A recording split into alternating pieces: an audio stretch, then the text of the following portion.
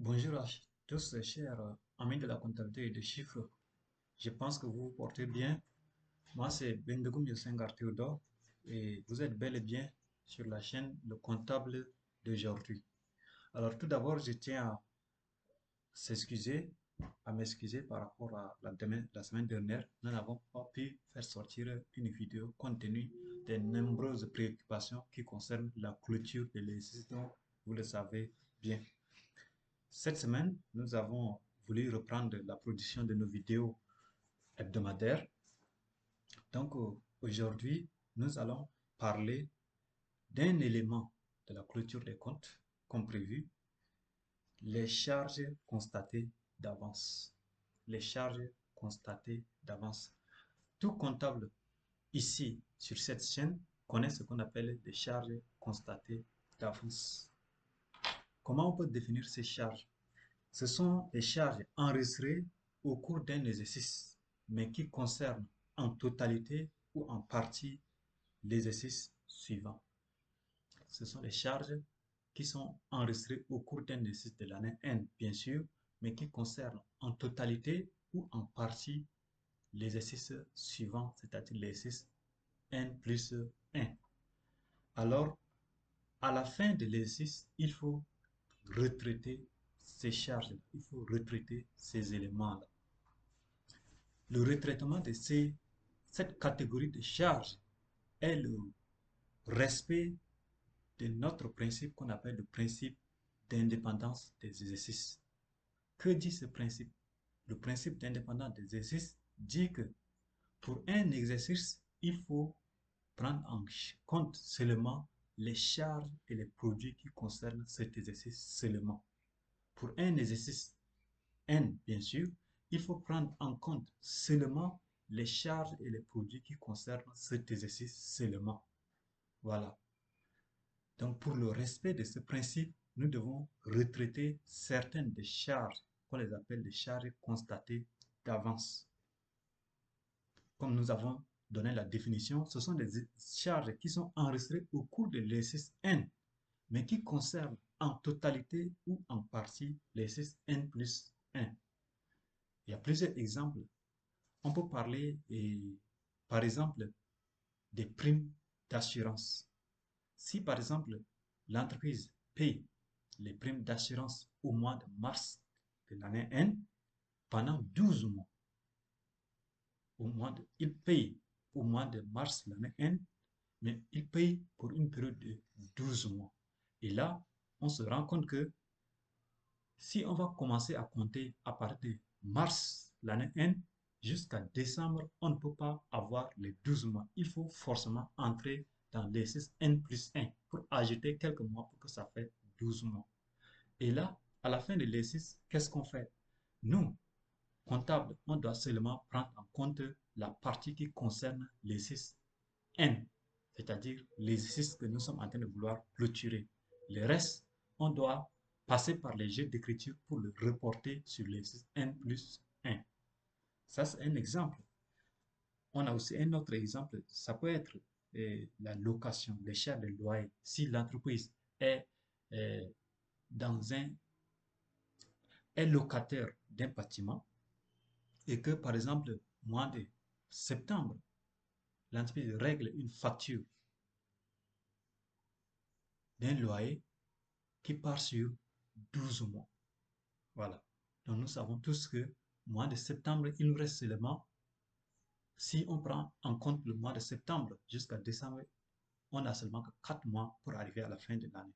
Mais si l'entreprise paye une facture pour le loyer pour 12 mois, cela veut dire forcément le reste, ça concerne l'exercice N plus 1. Et là, à la fin de l'exercice, il faut retraiter ces charges. Alors, comment on le fait en comptabilité? Bon, revenons sur le premier exemple que nous avons pris qui parle de assurance, prime d'assurance. Lorsque le comptable reçoit la facture de la prime d'assurance, qu'est-ce qu'on fait? On enregistre normalement. Au moment de la réception de la facture, on enregistre normalement. C'est-à-dire les 12 mois, les montants en totalité, on enregistre normalement. Nous sommes en mars. le comptable reçoit la facture. Qu'est-ce que le comptable va faire? Le comptable va imputer le compte de charge qui concerne prime d'assurance. Ici, dans notre plan comptable WADA, le compte, c'est le compte 6251. Le compte 6251, assurance multirisque. Là, le comptable impute ce compte maintenant par le crédit des comptes de la trésorerie, ça peut être la banque. Voilà, par le crédit de compte de la banque pour régler la totalité de ces charges qui concernent prime d'assurance.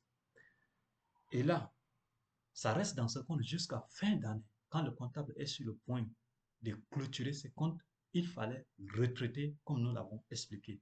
Comment le comptable doit retraiter? Le comptable doit essayer de faire des calculs pour dégager seulement la partie qui concerne l'exercice N, c'est-à-dire l'exercice qu'il est en train de clôturer. Maintenant, le reste qui serait reporté sur l'exercice N plus 1, si nous revenons sur l'exemple, nous sommes en fin mars, le comptable a enregistré une facture qui encourt jusqu'à 12 mois. Et là, le comptable va seulement prendre en compte la partie qui concerne les 6N, ce sera 9 mois. Parce que nous sommes en fin mars, il reste 9 mois pour clôturer les 6 jusqu'à décembre. Donc, le comptable doit prendre en compte la partie qui concerne les 9 mois de l'exercice-N.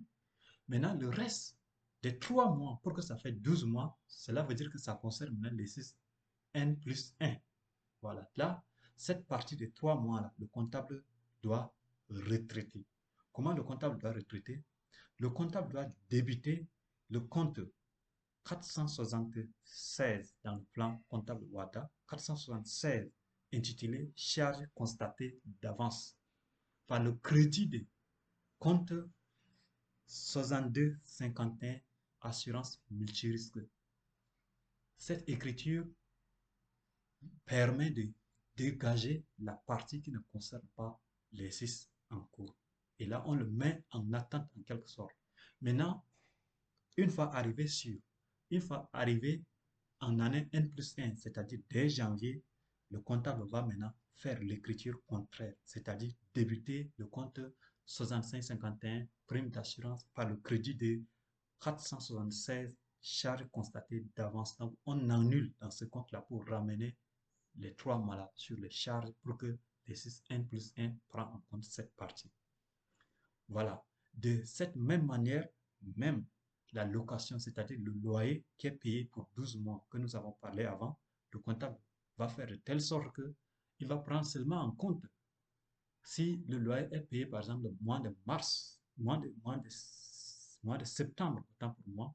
Donc on prend seulement en compte le mois de septembre, mois d'octobre, mois de novembre, mois de décembre. Donc le comptable doit prendre seulement juste la partie des 4 mois qui concerne les 6N, les laisser dans les charges. Maintenant, les restes des 8 mois qui ne concernent pas les 6N, le comptable doit maintenant imputer le compte 476 charges constatées d'avance pour reporter cette partie des charges-là sur les 6N plus 1. Voilà. C'est en faisant comme ça seulement que le principe d'indépendance des exercices sera respecté et là, le résultat qui sera obtenu par l'entreprise sera un résultat réel. Sinon, on va surcharger l'exercice et là, on va avoir un résultat erroné. Il y a plusieurs exemples. On peut parler même achat de marchandises. Si par exemple en décembre, l'entreprise reçoit une facture d'achat de marchandises que le comptable reçoit en décembre, normalement, le comptable enregistre dans le compte 601 achat de marchandises par le crédit peut-être de la banque, la trésorerie, ou soit par le compte fournisseur qui est une dette fournisseur, le comptable l'enregistre normalement. Mais si jusqu'au 31 décembre, on constate que ces marchandises-là ne sont toujours pas réceptionnées dans l'entreprise, le comptable serait obligé de dégager cette partie-là, mettre dans les charges constatées d'avance.